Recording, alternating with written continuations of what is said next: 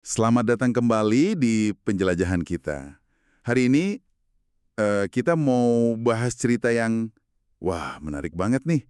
Dari bab 4 materi Anda, Edwin Land dan Polaroid. Betul, kisah yang penuh pelajaran. Anda pasti tahulah Polaroid ya kan? Itu loh kamera instan yang ikonik banget, kayak sulap gitu, selama 30 tahunan bisa bikin momen jadi foto fisik dalam hitungan detik aja. Iya, ajaib memang pada masanya. Bayangin, dari valuasi cuma $1,5 juta tahun 48 jadi 1,4 miliar dolar di tahun 78. Gila kan pertumbuhannya? Fenomenal. Tapi, nah ini nih bagian rumitnya. Gimana ceritanya seorang jenius, visioner kayak Len, yang katanya bahkan udah paham banget soal teknologi digital masa depan, kok malah bisa bawa perusahaannya sendiri ke jurang kegagalan? Itu pertanyaan intinya ya. Iya, makanya misi kita kali ini sesuai fokus bab 4, kita mau bongkar konsep kunci yang disebut perangkap Musa atau Moses Trap. Kita telusuri gimana jebakan kepemimpinan ini, di mana pemimpin hebat justru bisa jadi penghambat, malah menjerat Polaroid. Tepat sekali. Dan Polaroid di puncak kejayaannya itu memang lebih dari sekedar perusahaan kamera loh. Oh iya? Iya, dia itu ikon budaya, ikon teknologi. Makanya kisah kejatuhannya ini, seperti yang dibahas di bab 4, jadi studi kasus klasik yang menurut saya masih relevan banget sampai sekarang. Ini soal tantangan mempertahankan, supremasi inovasi. Dan gimana formula sukses itu justru bisa melahirkan titik buta. Titik buta yang berbahaya ya? Oke. Mari kita mulai dari sosok Len sendiri deh. Katanya kejeniusannya itu nggak cuma soal kamera instan ya? Jauh lebih luas dari itu. Gimana tuh? Tadi kacamata hitam modern, layar LCD juga banyak pakai itu. Wah, oke. Terus? Terus ada vectograph, itu salah satu teknik awal buat fotografi 3D. Dia bahkan sampai mengembangkan teori baru soal persepsi warna. Orangnya emang ya jenius multitalenta gitu. Keren banget.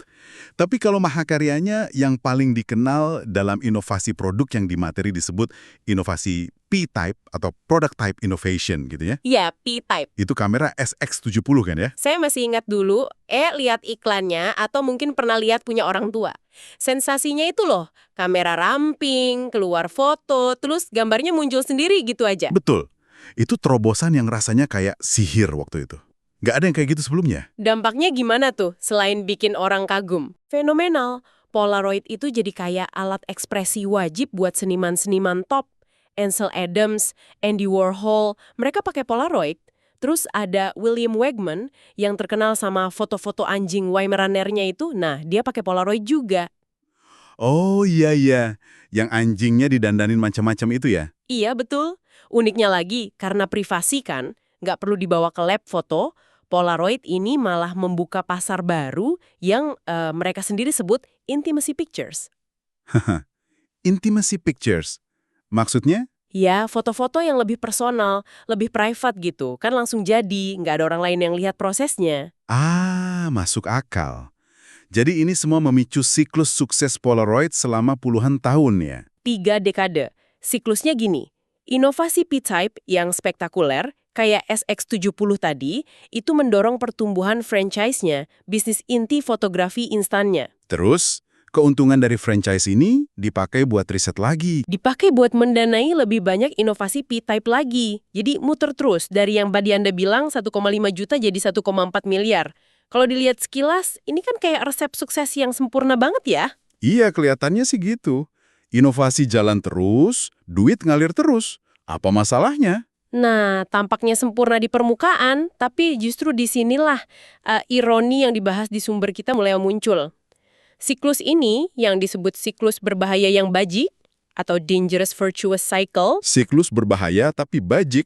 Agak kontradiktif ya kedengarannya. Iya, karena di satu sisi bagus bikin Polaroid makin hebat di satu hal, bikin produk fisik instan yang ajaib. Tapi fokus yang terlalu tajam ke inovasi P-type ini pelan-pelan bikin mereka jadi buta. Buta gimana maksudnya? Buta terhadap perubahan pasar lain, dan terutama buta terhadap jenis inovasi lain, yang di materi disebut inovasi S-type, strategic type innovation. S-type. Bedanya apa sama P-type?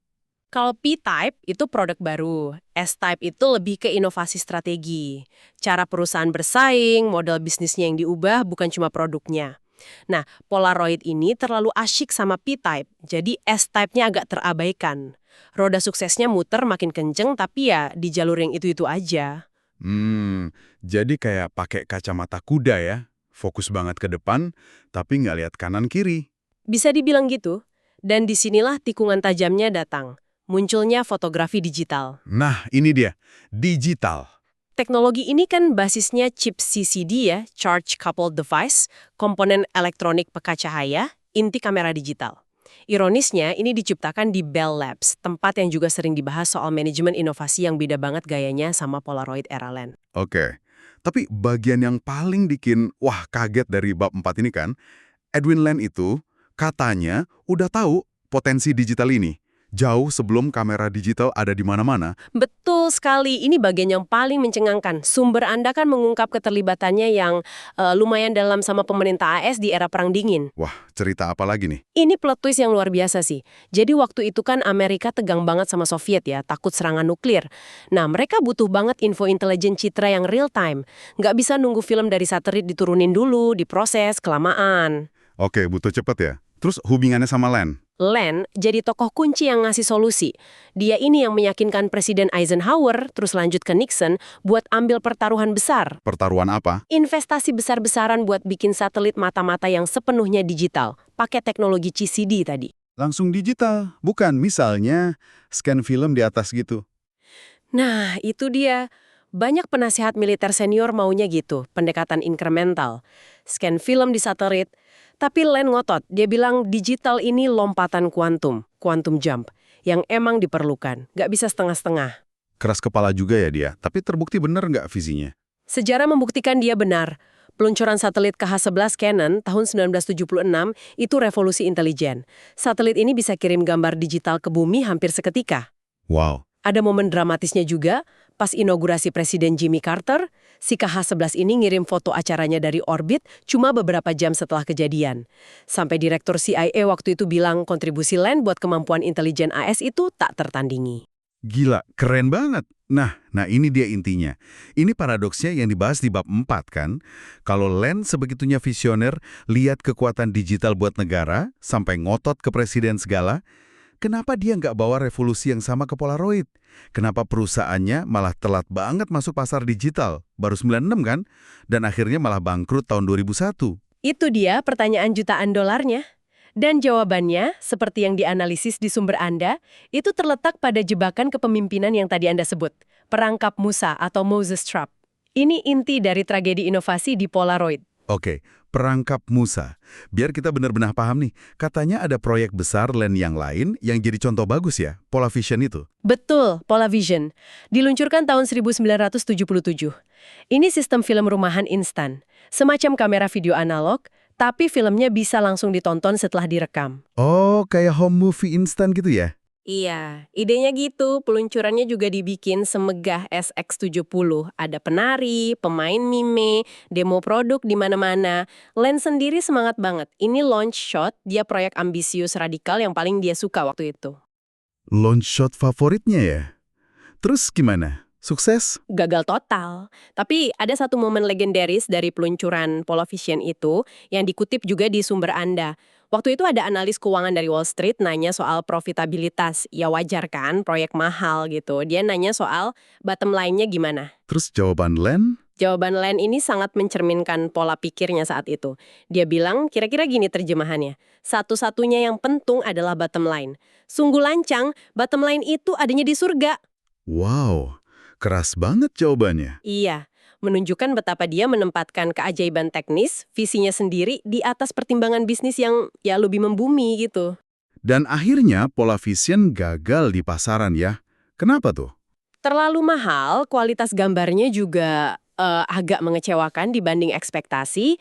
Dan yang paling parah, dia kalah telak sama teknologi pita video kayak Betamax dan VHS yang muncul hampir bersamaan dan lebih praktis buat banyak orang. Kegagalan Polavision ini jadi semacam gejala yang jelas dari perangkap Musa itu. Oke, mari kita bedah lebih dalam deh perangkap Musa ini. Berdasarkan definisi di bab 4, itu apa sih sebenarnya? Jadi perangkap Musa ini terjadi ketika seorang pemimpin, biasanya pemimpin yang sangat visioner, kuat, karismatik, dominan gitu ya. Nah, dia jadi satu-satunya orang yang menentukan proyek mana yang dipilih atau diberkati, istilahnya di-anoint gitu. Diberkati? Maksudnya gimana? Ya, dipilih untuk didanai, dikejar habis-habisan.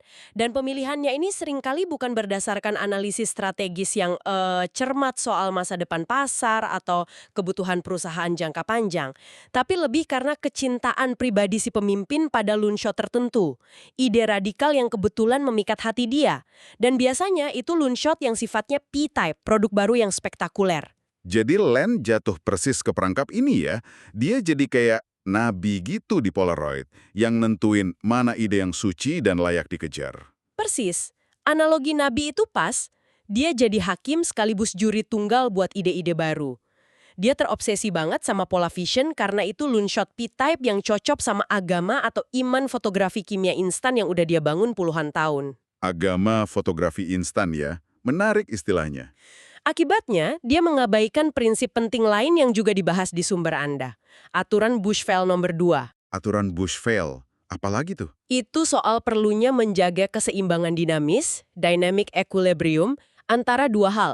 Eksplorasi ide-ide radikal baru, loonshots, dan eksploitasi bisnis yang udah mapan, franchise. Keseimbangan dinamis, maksudnya gimana tuh menjaga keseimbangannya? Pemimpin yang efektif dalam inovasi jangka panjang, contohnya kayak Vannevar Bush waktu mimpin riset perang AS, atau Theodore Vail di Bell Labs, mereka itu bertindak kayak tukang kebun. Tukang kebun. Iya, tukang kebun.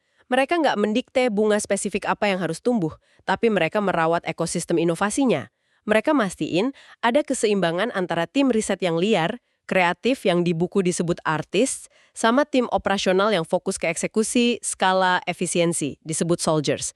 Fokus mereka itu ngelola transfer ide, transfer pengetahuan antara dua grup ini. Oke, jadi mereka fasilitator, penjaga ekosistem ya, bukan diktator ide. Betul. Nah, Len sebaliknya, dia bertindak kayak Musa, nabi yang turun dari gunung bawa perintah suci berupa proyek pilihannya si Pola Vision itu, dan dia cenderung mengabaikan potensi strategis lain, kayak digital, karena nggak sesuai sama perintah itu.